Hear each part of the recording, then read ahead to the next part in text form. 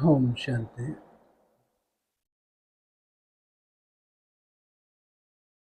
मुरली का महावाक्य था, तुम बच्चे बाबा की याद में रहो, बाबा को याद करो, साथ में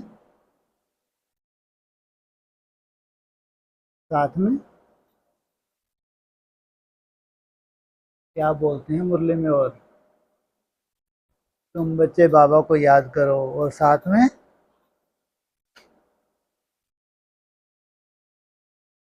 प्रदर्शन चक्कर फहराओ। ये क्यों बोलते हैं?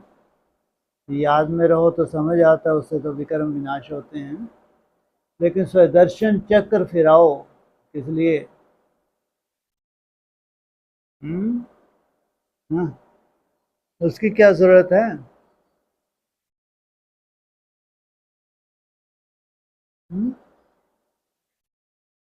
बोलो। हाँ, किस लिए बोलते हैं बाबा कि याद के साथ साथ तुम बच्चों को स्वदर्शन चक्रधारी भी बनना है, स्वदर्शन चक्र फिराओ।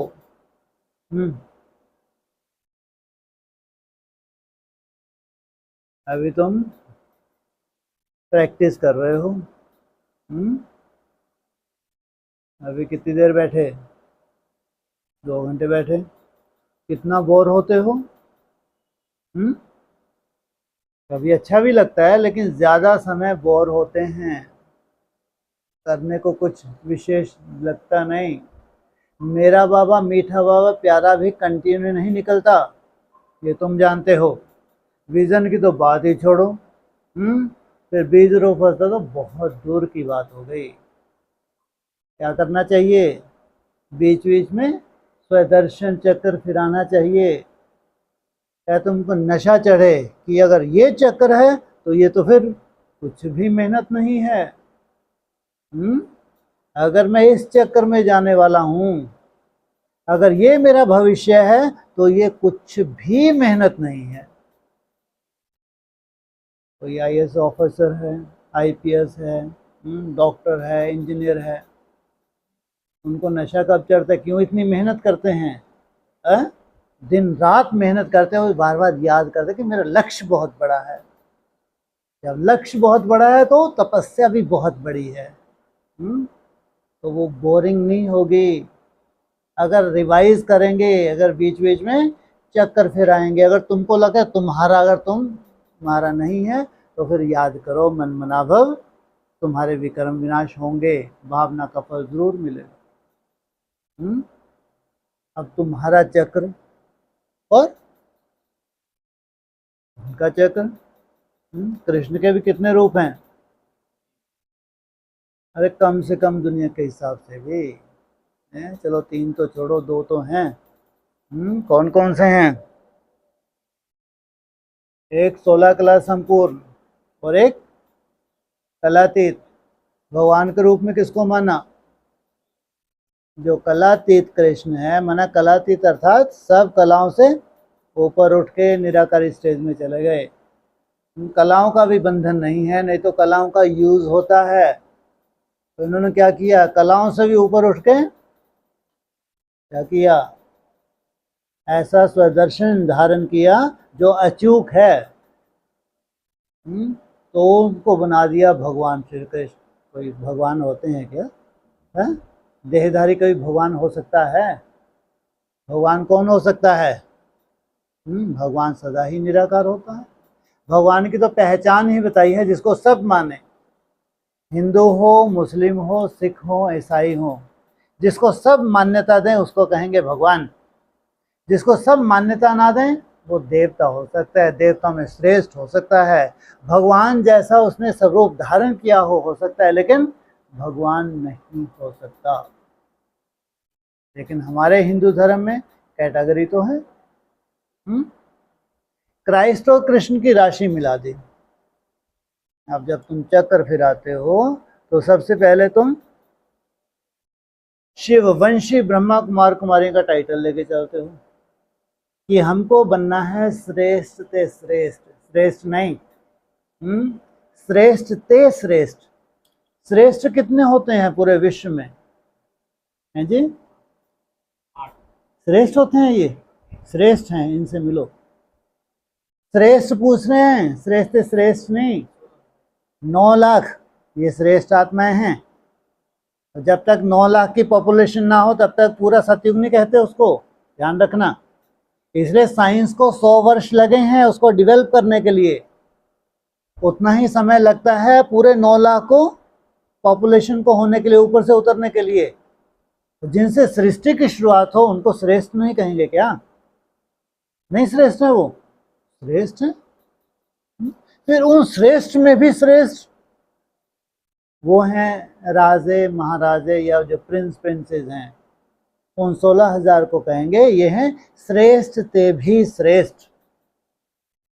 इसलिए जो 9 लाख आत्माएं हैं उनको टाइटल मिलता है 16 कला संपूर्ण, संपूर्ण निर्विकारी। इनके पास कोई दुख शांति नहीं है।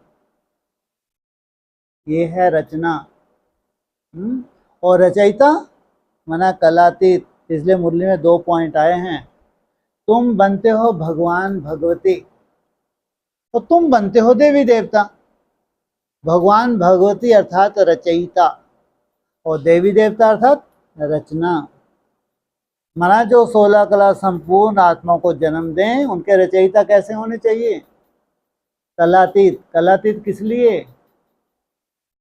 कलातीत जाने से हो क्या रहा है, क्यों कलातीत बनना पड़ा? इसलिए फिर वो कल की मुरली का पॉइंट याद किया करो। कौन सा? काया कल्पत्रु, कल वृक्ष के समान। कलातीत किस लिए? योग की पराकाष्ठा किस लिए? तुम्हारी कर्मातीत अवस्था कब कहलाती है मुरली में? तुम्हारी, उनकी ब्रह्मा बाबा की भी कर्मातीत अवस्था थी, ऐसा नहीं। उनका त्याग बहुत बड़ा था और उनकी आयु के हिसाब से उस वक्त जैसा ज्ञान था, उस ज्ञान के हिसाब से जो उन्होंने मेहनत की उस भावना का फल मिला। और त्याग, अपनी प्रॉपर्टी में से बच्चों को कुछ भी नहीं दिया। इतना बड़ा त्याग होने के बाद भावना का फल मिलता नहीं मिलता? और फिर उन्होंने मेहनत भी की है। उस वक्त जैसा भी ज्ञान था, ज्ञान बहुत रिफाइन नहीं हुआ था, लेकिन जैसा भी ज्ञान था मन मनाभव तो किया नहीं किया? किया। तो उनकी कर्मातीत अवस्था हुई। माना अब इनको यहाँ जन्म नहीं लेना है ये गलीच दुनिया में। कहाँ जन्म होना चाहिए? हाँ, जब श्रेष्ठ आत्माओं की दुनिया होगी वहाँ इनका जन्म होना चाहिए। तो वहाँ ये कितनी कलाओं से पूर्ण होंगे? 16 कला। माना 75% वहाँ क्या है? आत्म भान है और 25% तुम्हारी दुम्ब है जिसकी कोई वैल्यू नहीं। 25% ये देह का भान, 75% आत्मा का भान। तो सोचो कितने पुण्य आत्माएं हैं, कितने श्रेष्ठ आत्माएं हैं। कोई भूले नहीं होती, कोई विकार नहीं है, सब निर्विकारी हैं। इसलिए सुख शांति भरपूर। रचना, अगर तुमको रचना और रचयिता को पूरी नॉलेज होनी चाहिए। रचयिता अर्थात कलातीत। तुम्हारे लिए बोला है तुम्हारी कर्मातीत अवस्था तब कहलाएगी जब तुम मुरली का पॉइंट जैसा है वैसा, हाँ, जब तुम आत्मा के साथ साथ शरीर का रिजोनेट करो, शरीर के 5 तत्वों को परिवर्तन करो, तब तुम कहलाओगे कर्मातीत। नहीं तो कर्मातीत नहीं है।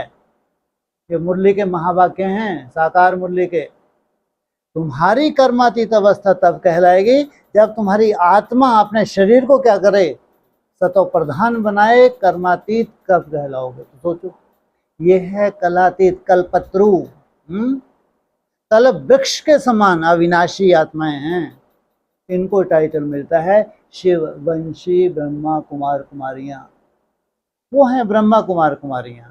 उनको भी नशा था कि शिव के द्वारा हमको नया ज्ञान मिला है, नई सृष्टि की स्थापना करने के लिए। पुरानी सृष्टि का विनाश होना है। शिव किस लिए आया है? नई सृष्टि की स्थापना करने के लिए। पूरे संसार में ढिंढोरा पीटा। भगवान अति सूक्ष्म ज्योतिबिंदु स्वरूप है, उसका नाम है शिव। ब्रह्मा के तन में आया है, हमको नया ज्ञान दे रहा है। बहुत जल्दी सृष्टि का महाविनाश होना है और नई सृष्टि की स्थापना होनी है। ज़्यादा से ज़्यादा कितना समय दिया? 100 वर्ष। 100 वर्ष में पूरी तरह से पुरानी सृष्टि का विनाश और नई सृष्टि की स्थापना। रिफाइंड नॉलेज क्या कहती है मुरली के हिसाब से? सृष्टि का संपूर्ण विनाश कभी होता नहीं। तो क्या 100 वर्ष होते होते पूरी सृष्टि का विनाश होगा? नहीं। ब्राह्मणों की तुम्हारी अपनी ही एक सृष्टि है, उस सृष्टि का विनाश और नई सृष्टि की स्थापना। ब्राह्मणों की सृष्टि कितनी ही बड़ी है, ऐसे तो लाखों ब्राह्मण हैं। पहले 9 लाख से शुरुआत है, फिर 2 करोड़ तक जाते हैं, 2 करोड़ से फिर कितने 8-10 करोड़ तक जाते हैं, फिर 33 करोड़ तक भी जाते हैं। और दूसरी तरफ 200 करोड़ आत्माएं भी हो जाती हैं कलयुग के अंत तक। सोचो, वृद्धि का क्रम है। कहाँ से शुरुआत हुई? कहाँ सृष्टि की शुरुआत होना, और फिर कहाँ 9 लाख, कहाँ ब्रह्मा कुमार कुमारी का टाइटल लेना, और कहाँ तुम हो शिव वंशी ब्रह्मा कुमार कुमारियां। तुम्हारे वंश की शुरुआत कहाँ से होती है? नारायण से नहीं होती, शिव से होती है। तो सोचो, शिव तुम्हारा कौन हो गया? बाप हो गया। तुम्हारा बाप हो गया, दादा है उसका बाप है, मेरा बाप, बच्चे बुद्धि है। शिव कौन है तुम्हारा? दादा। शब्द बोला नहीं बोला है? हाँ, ब्रह्मा का बाप और तुम्हारा दादा। तो ब्रह्मा बनता है पहला डायरेक्ट नर से नारायण। वो है शिव का पहला अंश। तो उन्होंने दिखा दिया, चारों तरफ जलमयी हो गई, चारों तरफ हाहाकार मच गई, पूरा विनाश हो गया। एक छोटे से पत्ते के ऊपर, पत्ता भी कौन सा है? पक्का। अगर बट वृक्ष का पत्ता हो तो देखो, अच्छे से चित्रों को देखना भक्ति माँ के, कहीं कहीं बट वृक्ष का पत्ता भी है, दोनों में अंतर है, और कहीं कहीं पीपल का पत्ता भी है। बट वृक्ष का पत्ता भी है, फोटो वैसी ही है, ऐसे देखने की जरूरत नहीं मेरी तरफ है, लेकिन पीपल का पत्ता भी है। बट वृक्ष और पीपल के पत्ते में अंतर क्या है जी? डंठल छोटा होता है, मजबूत नहीं होता, मैंने मजबूत नहीं होता, छोटा ही होता है। मजबूत होता है बट छोटा। पीपल के पत्ते का हिलता बहुत है? थोड़ा सा हवा का झोंका आया तो खूब हिल डुलने। ज्ञान की भी पराकाष्ठा नहीं हुई है, जैसी होनी चाहिए। और कौन सा पत्ता? दूसरा बट वृक्ष पत्ता, माना ज्ञान की परिपक्वता। कितने भी तूफान आए कोई खास हिलावट नहीं है, थोड़ा सा झूले फिर स्थिर हो गए। तो जब चारों तरफ जलमयी हो गई तो पत्ते पे कौन आया? नई सृष्टि की शुरुआत हुई। बताते हैं कृष्ण आया। ये है शिव वंशी, तुम हो क्या? ब्रह्मा कुमार कुमारी हैं। कितना बड़ा टाइटल है। जब अगर पूरी सृष्टि का विनाश होना है तो नई सृष्टि की स्थापना क्या फूलों पर हो जाएगी क्या? ऊपर से आएंगे, टपकेंगे फूलों के ऊपर और बच्चे खड़े हो गए। तो कैसी आत्माएं होनी चाहिए? पूरी सृष्टि की पूर्वज आत्माएं। जो हमारे पूर्वज होते हैं, जो पुराने होते हैं, उनको हम कहते हैं ना हमारे पूर्वज हैं। यहाँ सृष्टि की पूर्वज आत्माओं की बात नहीं है, किसी एक विशेष कुल के पूर्वज नहीं है। क्या है ये? पूरी सृष्टि के पूर्वज हैं। उनके द्वारा नई सृष्टि की शुरुआत होती है। उनको कहा जाता है शिववंशी ब्रह्मा कुमार कुमारियां। इसलिए तुमको पहचान दी है मैं जो हूं जैसा हूं, उनको नहीं। उनके लिए तो बिंदु ही काफी है। उस बिंदु को, निराकार को पूरा विश्व मान रहा है। हिंदू हो, मुस्लिम हो, सिख हो, ईसाई हो, सब किसको मान रहा है? बिंदु को, शिवलिंग को नहीं।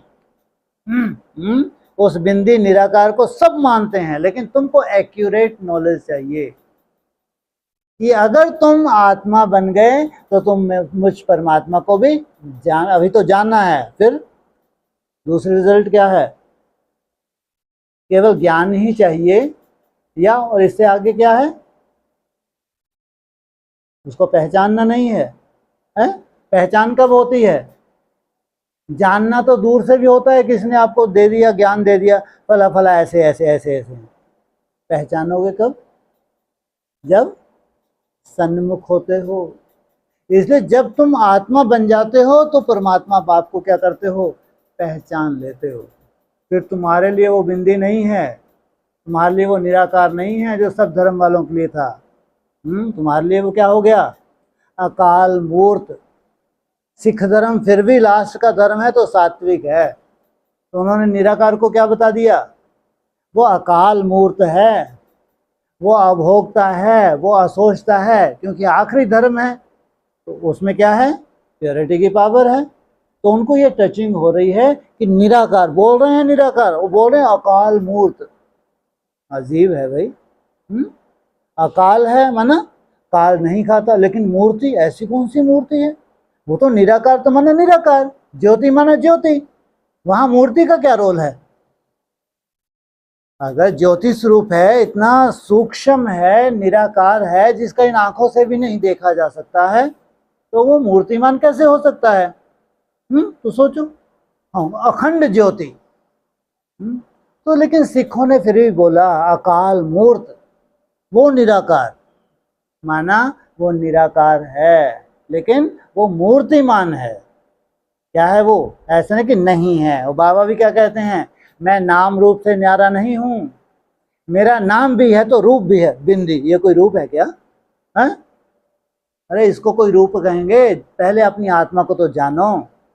जब तुम अपनी आत्मा को जान जाएंगे, पूरी पहचान जाओगे, तुम बाप को भी पूरी तरह से जान जाओगे कि बाप की वास्तविकता क्या है। सोचो कितना बड़ा मुरली का पॉइंट आ गया। पूरा आधार क्या है?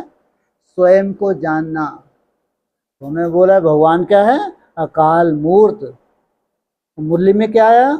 तुम अकाल हो। मुरली के महावाक्य हैं साकार मुरली में, तुम अकाल हो। आत्मा सब अकाल है, लेकिन अरे बीज में मत टिक, नीचे चला जा, उठ। बड़े योगी आए हैं।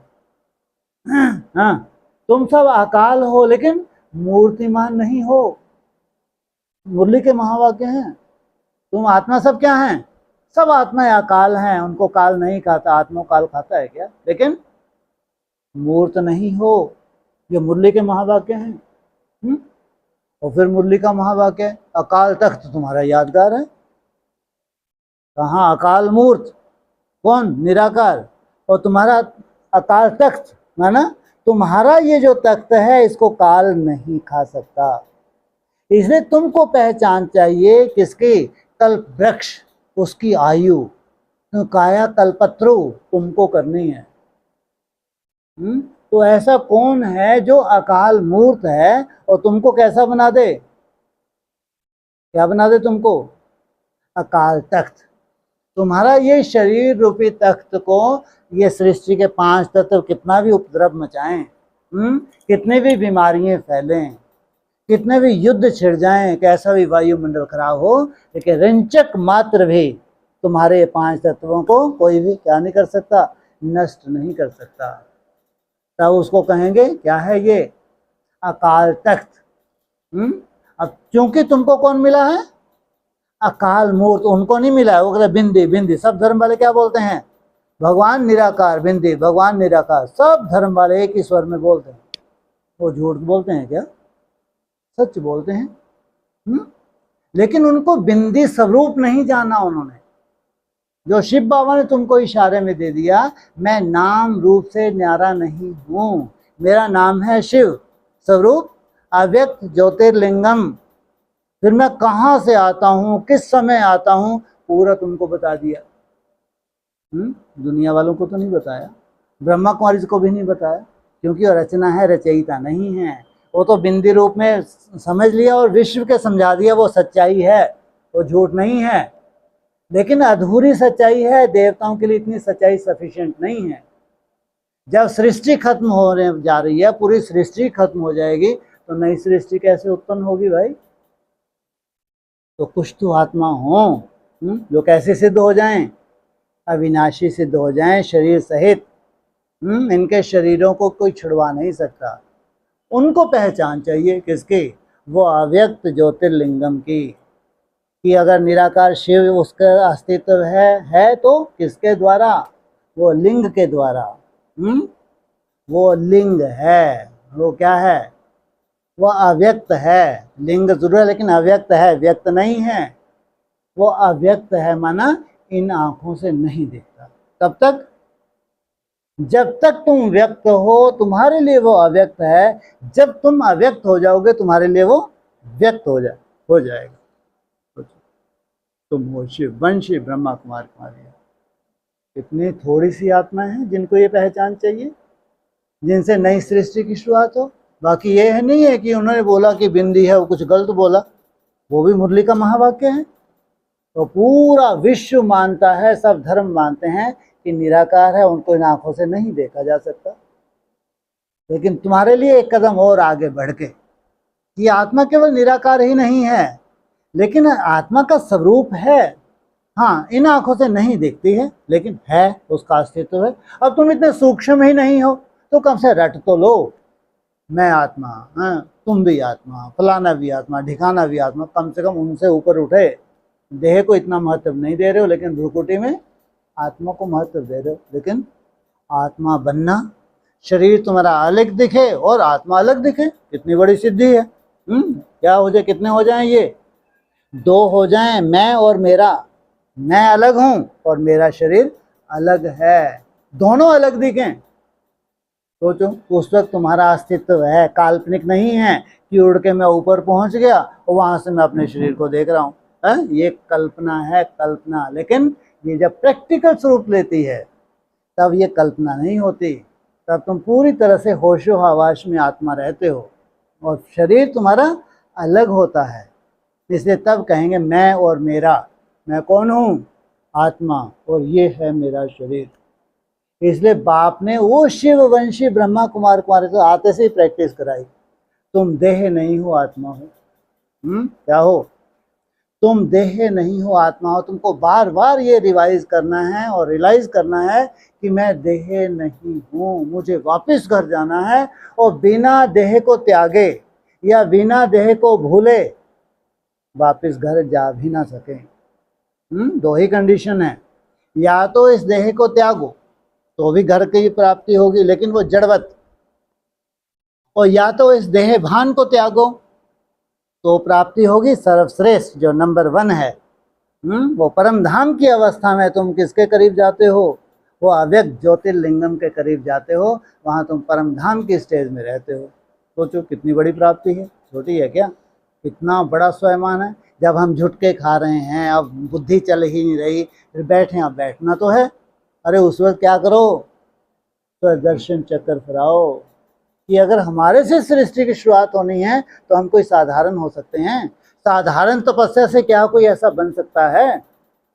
खुश हो सकते हैं, लेकिन क्या साधारण तपस्या से तो वो शिव वंशी ब्रह्मा कुमार कुमारी बन सकते हो? बन सकते हो? तो ये किस लिए? चेहरा लटकाने के लिए नहीं कि हम तो किसी लाइन में नहीं लग रहे हैं।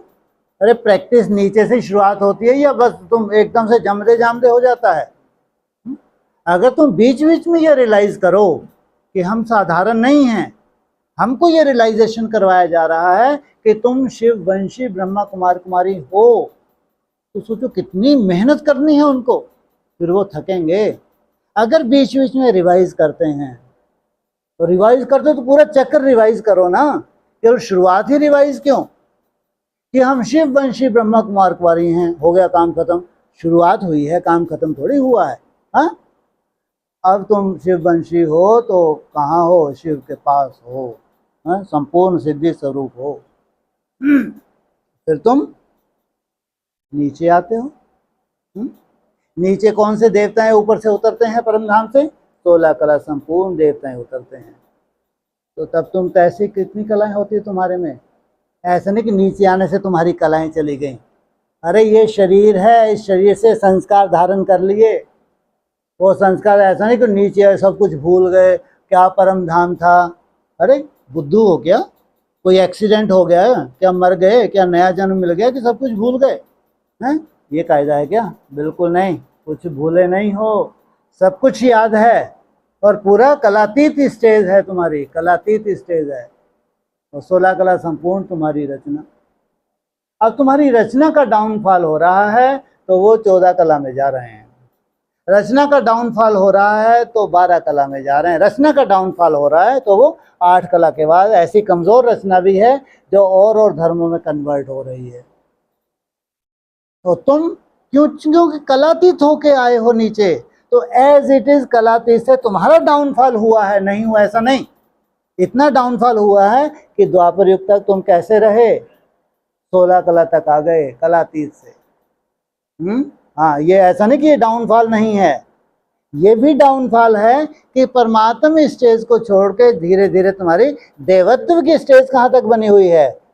उनकी सृष्टि की शुरुआत जहाँ से हुई थी और वहाँ द्वापर युग में तुम्हारी वैसी स्टेज बनी हुई है। तो एक पवित्र ब्राह्मण है, उसको संकल्प आता है कि हमारा भारत खंडित क्यों है। वो इतना बड़ा योद्धा सिकंदर आ रहा है आक्रमण करने के लिए, सबको जीतता हुआ आ रहा है, सब जानते हैं उसका लास्ट लक्ष्य है भारत। जब वो भारत को जीत लेगा तो विश्व जीत कहलाएगा। जितना नक्शा उनकी बुद्धि में था, तो वो मार काट मचाता हुआ, हाँ, जो सरेंडर कर देते हैं तो उनको नहीं काट रहा है लेकिन उनकी सेना ले लेता है, सेना बढ़ती जाती है, क्योंकि इतनी सेना कटती नहीं है जितनी मिल जाती है। जो उसके सामने सरेंडर नहीं करते उनको काट डालो, जो सरेंडर कर दे तो उनकी सेना ले लो, तो उसकी सेना बढ़ती जा रही है। जो सरेंडर कर रहे हैं, नहीं कर रहे सरेंडर तो बहुत महान योद्धा था, बहुत पवित्र आत्मा थी, तो महानता तो होगी ना। तो युद्ध कला में निपुण है, तो मार काट मचाने में कोई कमी नहीं है, तो सेना भी बहुत पावरफुल ही होगी। तो लास्ट उसका लक्ष्य है भारत। तो जो एक पवित्र ब्राह्मण को संकल्प आ रहा है, एक आतताई चला आ रहा है भारत की तरफ। अगर ये भारत के जितने भी ये बट गए हैं, अगर ये एक हो जाएं तो उस आतताई का सामना कर लें, भारत पर आंच भी नहीं आ सकती। सबसे खंडित राजा जो सबसे बड़ा है भारत का राजा, सबसे खंडित, एकदम तामसी का हो उस समय का, तामसी राजा धनानंद। सोचो, जिसके पास सेना की कोई कमी नहीं है, आराम से सामना कर सकता है सिकंदर का, इतनी सेना है उसके पास, लेकिन उसको मालूम है कि मेरे तक तो फटक ही नहीं सकता, और वहां से चला आ रहा है, यहाँ मेरे पास फटे मैं तो काट के रख दूंगा, मेरे को क्या सब पंगे लेने की। माना उसकी बुद्धि में ये नहीं है कि मेरे को भारत को अखंड करना है, बस मैं सुरक्षित हूँ, मैं सुरक्षित हूँ, सब सुरक्षित है, हमको भारत से क्या लेना देना। सोचो कैसा पवित्र ब्राह्मण है, उसकी बुद्धि में आ रहा है कि मेरे को अखंड भारत का निर्माण करना है। कोई प्लान नहीं है, लेकिन एक सुंदर संकल्प है, प्योरिटी की पावर है, और प्योरिटी की पावर है, कोई स्वार्थ नहीं है, तो भगवान ऐसे संकल्पों को स्वीकार कर लेता है। तो उसको एक मोहरा मिलता है चंद्र को। तो वो है एक योद्धा, उसको भी तैयार किया गया, वो योद्धा था नहीं, हाँ कलाएं थीं, लेकिन उन कलाओं को डेवलप किया गया किसके द्वारा, उस ब्राह्मण के द्वारा। तो ऐसा योद्धा तैयार किया गया जो धनानंद का अंत करे और भारत को अखंड करे, क्योंकि भारत की सुरक्षा जो करनी है। तो सोचो तुम्हारी यात्रा होती है शिववंशी ब्रह्मा कुमार कुमारियों से, और फिर तुम द्वापर युग में भी कैसा कर्तव्य करते हो। वो कल्पना करके देखो, जब 1000 वर्ष बचे थे भारत के, तो कितना बड़ा आक्रमण हुआ, किसके ऊपर हुआ, पृथ्वीराज चौहान। ये है देवताओं का असलियत। सामने वाला के डंक भी मार रहा है, तुम क्या करो, सहनशील। अगर तुम सहनशील हो, भले ही उसने तुमको धोखा दिया, भगवान तुम्हारे साथ है। पावरफुल हैं, राजा है, साधारण नहीं है। पृथ्वीराज चौहान काट के फेंक देता पहली बार में, इतना पावरफुल है। हुआ वही, धोखा मिला, और फिर अपने वालों ने धोखा दिया, तो रिजल्ट क्या निकली, चौहान की आंखें निकाल डाली। और क्रूअल तो कैसा होगा, क्रूअल ही है। उनसे क्या उम्मीद रखेंगे कि बिच्छू डंक ना मारे, तो उसको जब मौका मिलेगा अपना कर्तव्य कर डालेगा। लेकिन भगवान किसके साथ है, सत्यता के साथ भगवान सदा ही था, है और रहता है। अंतिम रिजल्ट क्या निकली, पृथ्वीराज चौहान ने उसको, खुद जीवित है, भले ही आंखें नहीं है, लेकिन उसको मौत दे दी। कितनी बड़ी बात है, ये कैसी कलाएं हैं, आंखें नहीं हैं तो ऐसे कितना तीसरा नेत्र कहो या छठी इंद्री कहो, कितनी पावरफुल है कि तुमने अपना बदला ले लिया। सोचो ऐसे कैसे राजाएं थे जो आंखों में पट्टी बांध के प्रैक्टिस करते थे कि अगर हमारे साथ आगे पीछे से कहीं से भी वार हो लेकिन हमको कुछ नहीं हो सकता। हाँ, कैसा अपनी जागृत करते थे, किसको? छठी इंद्री को जागृत करते थे। सोचो ये प्रैक्टिस थी कि कहाँ से आ गई, कहाँ तो तामसिकता घुस रही है, हाँ? और कहाँ इतनी सात्विक कैसे हो सकते हैं ये? आंखों पे बट्टी बांध के प्रैक्टिस कर रहे हैं और कोई पीछे से ही वार नहीं करता। जब वार कर रहे हैं तलवार की शू की आवाज आ रही है, वहीं से काट देते हैं, पीछे देखते भी नहीं। कला है ये। क्यों इन कलाओं का यूज होना है? सतयुग त्रेता में कोई यूज था क्या? कोई यूज नहीं था, लेकिन हिस्ट्री में है ये। पूरी ऐसी ही हिस्ट्री है। शब्दवाणी बांध को ले लो, शब्द देखा तो उसी तरफ बांध चला दिया, हो गया काम। तो सोचो आंखों में पट्टी बांध के हो तो भी तो आप एक भी चोट नहीं पहुंचा सकते। तो ऐसे कितना शार्प कर लिए इन कानों को कि थोड़ा सा हवा का झोंका आ रहा है और फटाक से तुम कान खड़े हो गए। ये कलाएं हैं, इन कलाओं का प्रदर्शन है। कि किस लिए प्रदर्शन है? कि भारत के ऊपर जब आक्रमण हो तो तुम भारत की सुरक्षा करो।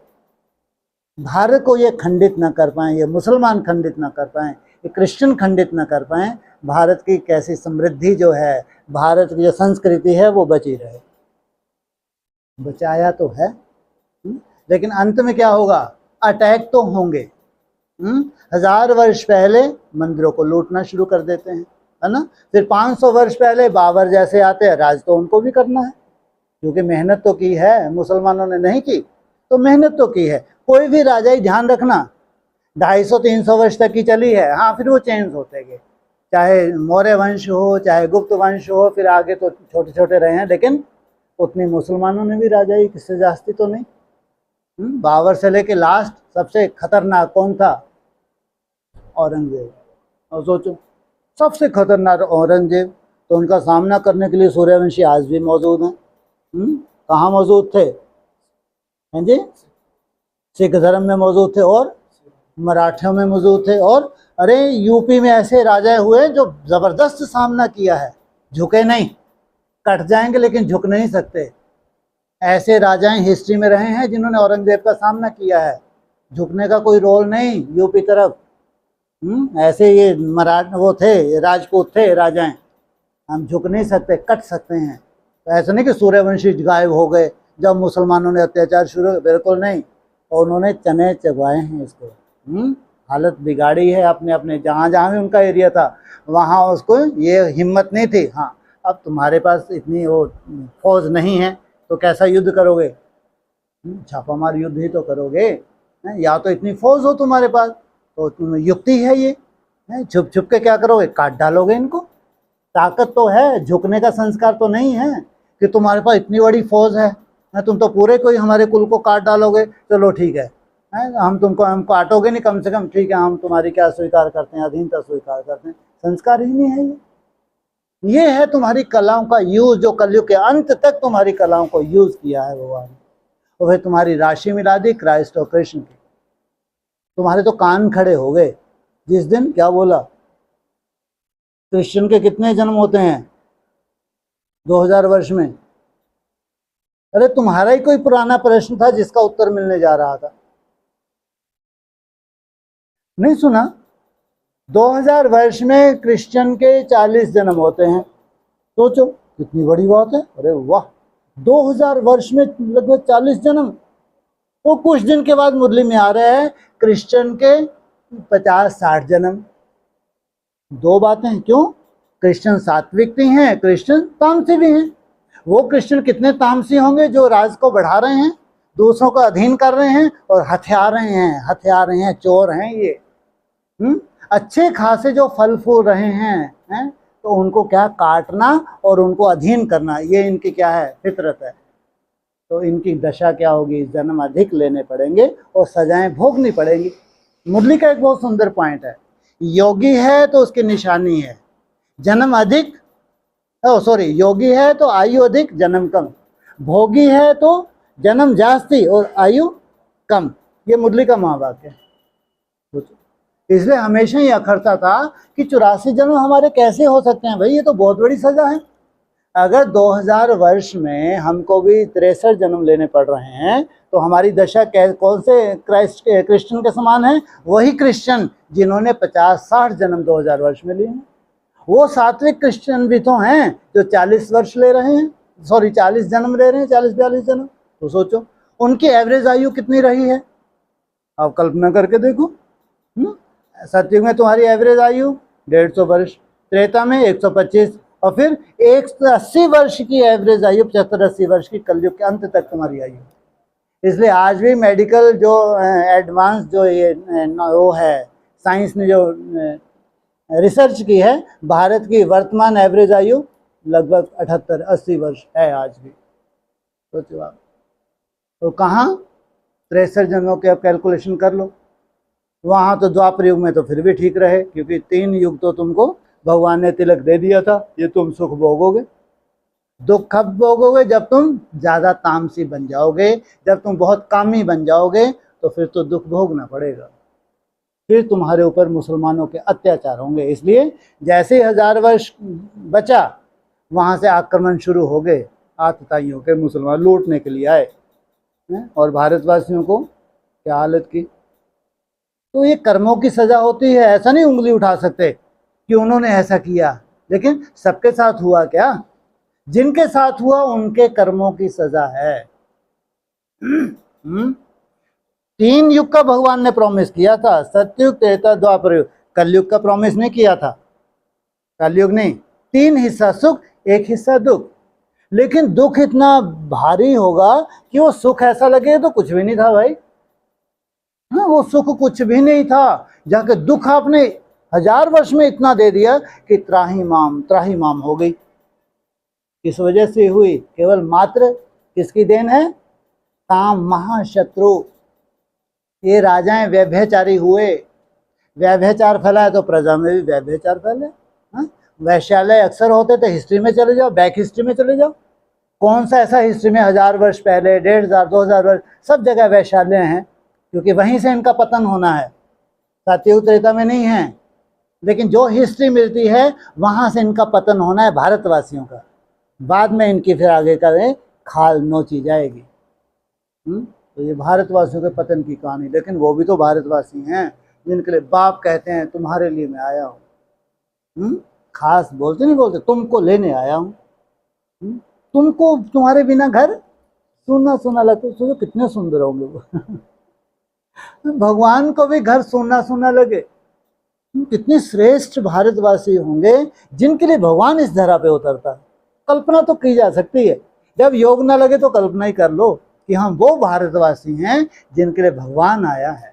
तो ये ऐसे घूर के मत देखो कि हमारे लिए नहीं आया, पता नहीं भाई साहब के लिए आया होगा, या भाई जैसे और होंगे, तो फिर तुम यहाँ क्यों बैठे? जाओ ना बाहर। है कथा तुम सुन रहे हो बाहर वालों के लिए कैसे हो सकता है? तो कथा बाहर वालों को ही सुनाते ना, तुम क्यों बैठे हो? इसलिए बात तो ये सुदर्शन चक्र फैलाते ही नहीं, झुटके खाते रहते हैं, घुटके भी खाते रहते हैं। झुटके और घुटके में क्या अंतर है? झुटका तो ये, और घुटका अंदर ही अंदर घुटकते रहते हैं, घुटरगू। तो बाबा को ना झुटके पसंद है ना घुटके। क्यों? तुम क्या नहीं कर रहे? तुम अपना चक्कर नहीं फहरा रहे। इतना सुंदर तुम्हारा चक्कर है, तुम हो भारतवासी। वो काहे के भारतवासी हैं जो इतना जिनको काट डाला, फिर एवरेज आयु 35 वर्ष निकाल ली उनकी थी। तो ये अल्प आयु है। ये सोचो कितनी बार उनको अकाले मृत्यु हुई है, कितनी बार। बचपन में थे 2, 4, 5 वर्ष के, क्या मुसलमानों ने किसी बच्चे को छोड़ा? जब काटने के लिए आए किसी बच्चे को नहीं छोड़ा। गांव का एक भी सदस्य, चाहे स्त्री हो, चाहे पुरुष हो, चाहे बच्चे हो, चाहे स्त्री, किसी को नहीं छोड़ा।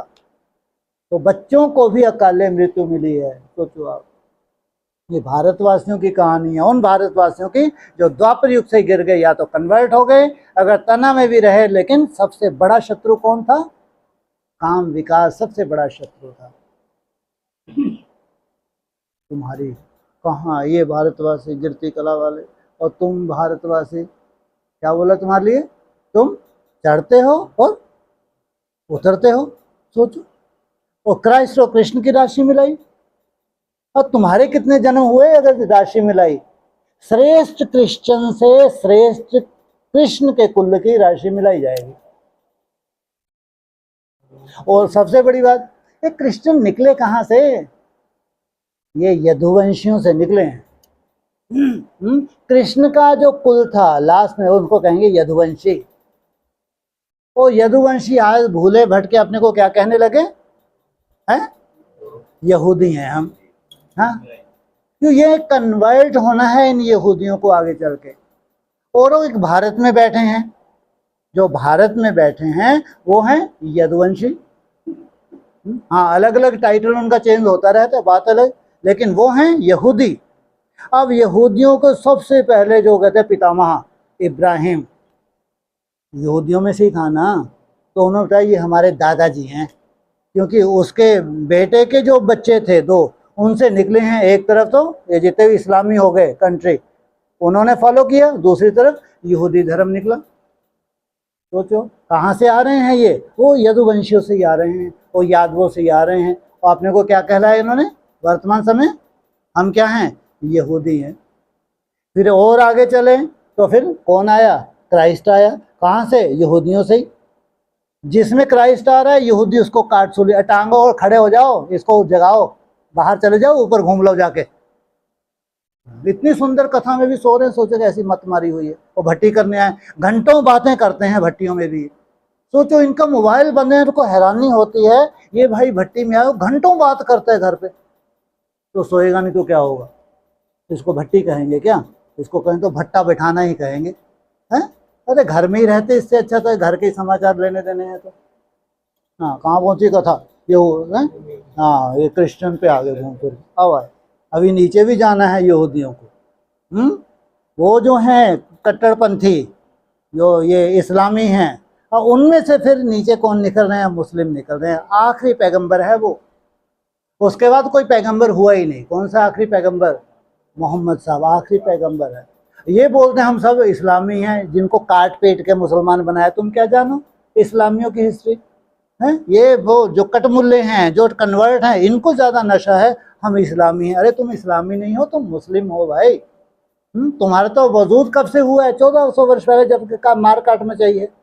औरंगजेब जैसे हो आता ही हुए हैं कि जो भी काफिर हैं इनको काट डालो। एक ही रहने चाहिए बस, जो अल्लाह की इबादत करें बस, और कोई भी नहीं रहना चाहिए। तो सोचो कितनों को कन्वर्ट किया होगा। तो ये सब कहाँ से निकल रहे हैं, यदुवंशियों से निकल रहे हैं। तो कृष्ण का कुल है यादव कुल। उनसे ये वो यदुवंशी हैं जो कैसे हो गए थे, शराब है और खाना पीना, गंदगी, मांस मटन, ये शास्त्रों में है ये चीज, जिनका सब कुछ भ्रष्ट हो गया था। तो ये श्रापित हैं। इसलिए कृष्ण को ये था, श्राप ही कहो, श्राप तो नहीं था, श्राप तो उसको कोई लग ही नहीं सकता था, लेकिन गंधारी ने बोला तो था है कि तुम सब जानते थे, तुम चाहते तो ऐसा अनर्थ नहीं हो सकता था। अरे बुआ अब क्या करूं धर्म की रक्षा जो करनी थी, ले फिर तू भी देख नजारा है, अब मैं तेरे को श्राप देती हूँ, तेरा कुल का भी वही दशा होगी जो तुमने मेरे कुल की है। लेकिन वो अगर वो शराबी कबाबी यदुवंशी ना बनते हैं, ये यादव ना बनते, ये अभी इनका टाइटल क्या है, अरे क्या अभी बोला, अरे जहां से ये सब निकल रहे हैं यहूदी। हाँ हाँ, ये वही हैं, ये खंडित, जिनका खान पान अशुद्ध हो गया था। तब जाके जब कृष्ण कहाँ पधार गए, कहाँ चले गए कृष्ण शरीर छोड़ के, अरे परम धाम पहुंच गए, गोलोक में पहुंच गए। तब इन सब यहूदियों का अंत हो गया। ऐसी प्रलय आई तो एक टापू में जाके बस गए वहां। इसलिए वो लोग बताते हैं हमारी हिस्ट्री 4-5 हज़ार साल पुरानी है। आज भी यहूदी सबसे पुराने हैं, इस्लामी नहीं। इस्लामियों की तो शुरुआत ही हुई है इब्राहिम से, लेकिन यहूदी सबसे पुरानी कौम है। इसलिए वो वही हैं 5000 वर्ष पहले जो निष्कासित किए गए थे। कहाँ से, संगम युग से। सोचो, अब तुम अपनी हिस्ट्री को याद करो, हम कभी निष्कासित हो सकते हैं? प्योरिटी है, प्योरिटी का बल है, प्योरिटी मुख्य है। इनके पास प्योरिटी नहीं है। अभी क्यों मार काट कर रहे हैं, क्यों इनको प्रेरणा हो रही है, ग्रेटर इजराइल होना चाहिए। और इनके साथ सबसे ज्यादा खंडित जो है वो है अमेरिका, वो भूतखंड है। अमेरिका की हिस्ट्री देखो, अभी उन्होंने मनाया है शायद 250 वर्ष का कुछ मनाया है। सोचो, ये उनकी हिस्ट्री है। तो कहाँ से निकला, पताल से निकला, वहीं बरमुडा ट्रायंगल है। वही बरमूडा ट्रायंगल है जहां ये अमेरिका है। तो अंत में इसको माया की नगरी बनना ही नहीं, नगरा पूरा विश्व देखे, हा, जो अमेरिका गया उसने स्वर्ग देखा, नहीं तो स्वर्ग देखा ही नहीं। और बाबा कहते हैं ये पंप एंड शो है माया का अंतिम। ये झूठा स्वर्ग बना के दिखा रहे हैं कि ये है स्वर्ग, लेकिन वो सब भूत हैं। वहां जितने पैसे वाले हैं कहाँ से निकले हैं? बरमूडा ट्रायंगल से निकले हुए हैं। गुप्त रूप में तो ऐसी कहानियां हैं, इनकी बात मत पूछो, कि ऐसे टूने टोटके हैं उनके पास कि अगर तुम्हारे ऊपर कर दें तुम्हारे पास पैसा ही पैसा, पैसा ही पैसा, पैसा ही पैसा। ऐसे नहीं अमेरिका बना, ये बना है, ये भूतों की नगरी है जो आज दिख रही है। ये लगता है देवताएं होंगे वहाँ, और ये भारतवासी तामसी, ये फलाना गोल्डन कार्ड, ये कार्ड, करोड़ों रुपया खर्च करते वहाँ से रहवासी बनना चाहते हैं, क्योंकि प्रकृति के सबसे जास्ती प्रकोप है अमेरिका के आने वाले हैं। अभी देखो नज़ारा, प्रकृति डिस्ट्रॉय करेगी इनको। प्रकृति से सबसे ज़्यादा छेड़छाड़ भी की होगी यहूदियों ने। यहूदी अमेरिका में भी बैठे हैं, नहीं तो सोचो कैसा ड्रामा है। कहाँ तुम भारतवासी, इनसे कोई मरो कटो आपस में है, हम तो क्या है अनंत, मेरा तो बाप दूसरा ना कोई। तो तुमको ये अपना चक्कर याद ही नहीं आता, बाबा उलाहना देते हैं, याद में बैठे रहते हो, इतना मेरे को चार्ट बनाना है, आज 480 करने हैं, आफत है आज तो है, 340 350 60 तो बनाने ही बनाने। मैंने सुबह से ही टेंशन लेके तुम शुरू हो जाते हो, शाम तक निकालते हो, मुश्किल से बनते हैं। अरे बीच बीच में चक्कर को याद कर लो ना, तो बैटरी चार्ज हो जाए, नहीं नशा चढ़ेगा। अगर बीच में थोड़ा भी तुम अपने चक्कर को याद कर लो, अगर इतनी मेहनत है तो प्राप्ति बड़ी होनी चाहिए, छोटी थोड़ी होनी चाहिए। जो सात्विक क्रिश्चियन की जो प्राप्ति है वही सात्विक कृष्ण का रूप है, उसी प्राप्ति उसके वंशज को होनी चाहिए। तामसिक क्रिश्चियन है तो उनके जैसे तामसी भारतवासियों की प्राप्ति होनी चाहिए। इसमें क्या बड़ी बात है? वो मुरली में तुमको इशारे दे रहे हैं, उन इशारों को कैच करके तुम भविष्य पूरा निकाल लेते हो। इसकी वास्तविकता क्या है? तो मंथन तुम्हारे लिए ताकि तुमको नशा चढ़े, तुमको मेहनत ना लगे कि अगर मेहनत बड़ी है तो प्राप्ति छोटी नहीं है, प्राप्ति बहुत बड़ी है, बड़ी नहीं है बहुत बड़ी है, जो तुम्हारी कभी कल्पना में भी नहीं थी। सोचो इतनी बड़ी प्राप्ति है, तुम्हारी कभी कल्पना में नहीं थी। कल्पना में कब से आनी शुरू हुई?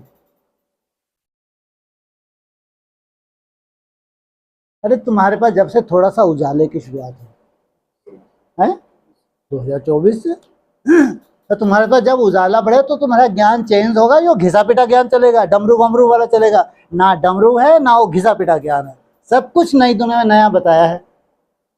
उठा के देखो ना अव्यक्तवाणी लास्ट, नई दुनिया में रीति रस्म रिवाज सब कुछ नया, ज्ञान भी नया, याद भी नई, धारणाएं भी नई, सब कुछ नया होगा।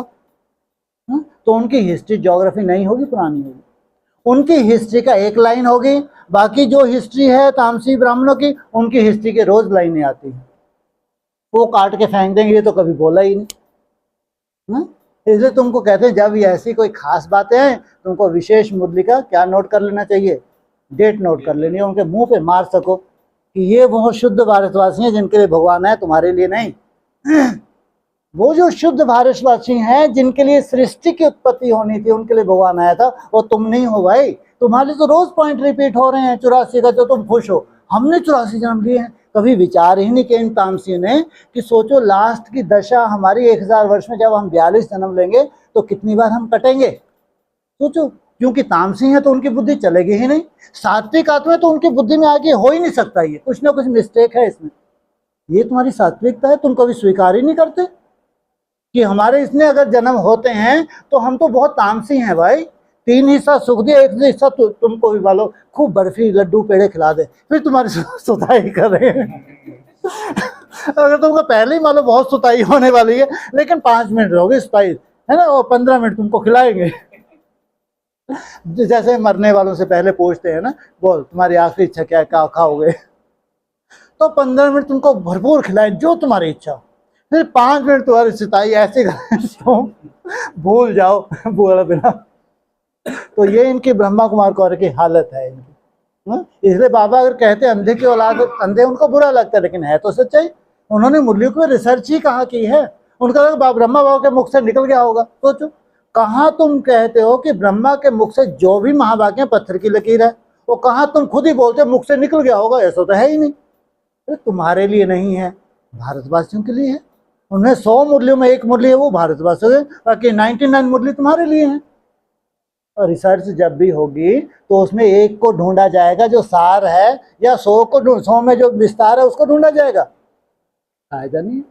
तो तुम भारतवासी जिसको इतना सूक्ष्म ज्ञान मिल रहा है, तुम उस ज्ञान का चिंतन ना करो, बस 240 360 480 लगे रहो जबरदस्ती है। तो सोचो, टेंशन से शुरुआत होती है, हल्के होते हो 8 बजे, बस जब सोने जाते हो बिस्तरे तब थोड़ा हल्कापन आता है तो शुक्र है, सो तो पाएंगे, भगवान की झोली में डाल दिया, और कम से कम सोए तो ढंग से, उठे तो फिर वही टेंशन लेके। इसलिए अब क्या करेंगे, बीच बीच में अपना चक्कर फिराना, उनका चक्कर नहीं, तुम्हारा जो अपना चक्कर है, तुम्हारा स्वदर्शन, उस चक्कर को तुमको रिवाइज करना है, ताकि तुमको मेहनत ना रहे।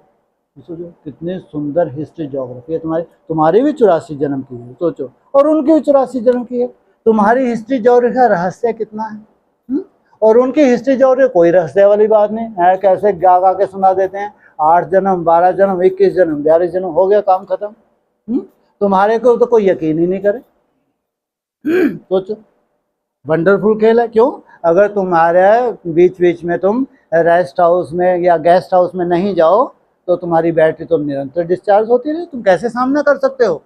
और सामना भी कितना जबरदस्त किया कि तुम नहीं कटे, ढेरों को काट डाला।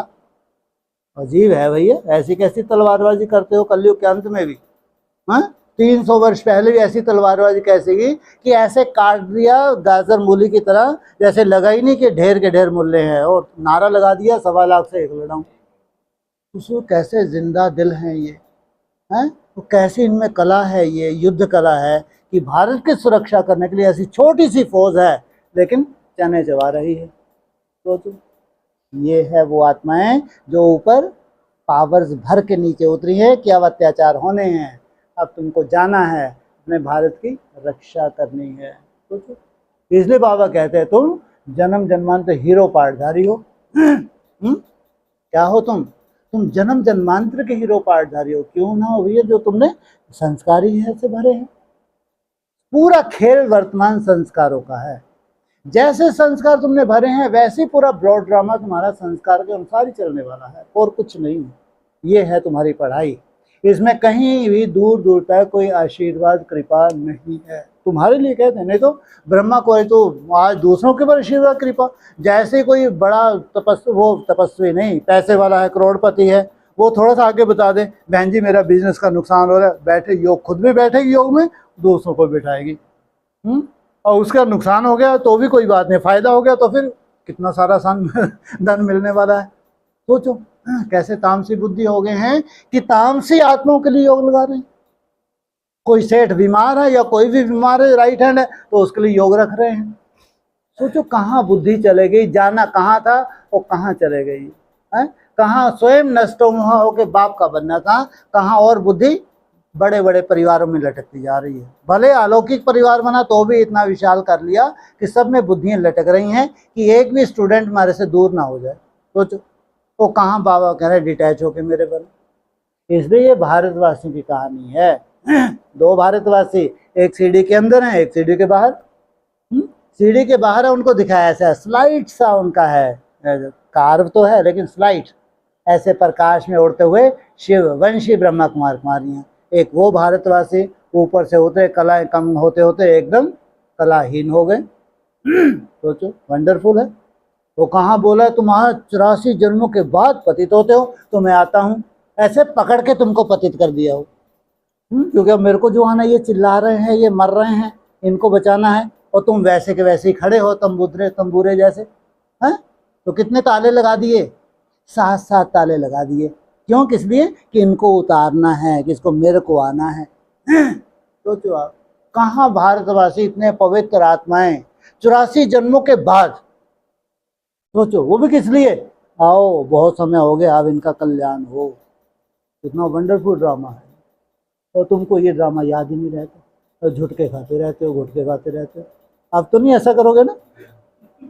अब क्या करोगे, जब 1 घंटे के लिए बैठ रहे हो तो कम से कम हर 15-20 मिनट में क्या याद करो, हम शिव वंशी ब्रह्मा कुमार कुमारी हैं, जिनका वंश वहां से चला है और उनका वंश अंत तक भी स्थिरम है। उनका सामना करने के लिए, किनका, जो भारत के ऊपर आक्रमण करेंगे। क्योंकि अविनाशी भूमि है। जिस भूमि पे भारत में भगवान आते हैं वो अविनाशी भूमि है, तो उसको कोई खंडित कर नहीं सकता। इसलिए भगवान संगम युग पे ऐसी व्यवस्था करके जाते हैं कि 5000 वर्ष की व्यवस्था यहाँ कर देते हैं। सोचो 2500 वर्ष तो सुख ही सुख है, फिर भारतवासियों को द्वापर युग में भी सुख है, लेकिन जहां से दुख शुरू होगा वहां से इतनी सुंदर ट्रेनिंग हो गई रूलिंग और कंट्रोलिंग पावर की, अब इनको अपने कुल की सुरक्षा करनी है। कुल तो इनका ही है, जो देवताएं ऊपर से उतरे हैं वो इनका कुल नहीं है क्या? वो इनका ही कुल है, तो अपने कुल की क्यों सुरक्षा नहीं करेंगे भाई? ये है राजयोग, ये है साइंटिफिक, इसको कहेंगे संस्कार धारण करना। और ब्रॉड ड्रामा पूरा ही संस्कार तुम्हारे चले, ऐसा नहीं कि तुम्हारे संस्कार 2500 वर्ष में खत्म हो जाएंगे, नहीं, तुम्हारे संस्कार पूरा ब्रॉड ड्रामा चलते हैं, 5000 वर्ष तक अविनाशी बने रहते हैं। कितने सुंदर है ये, नहीं? ऐसी सुंदर नई दुनिया है। ओम शांति।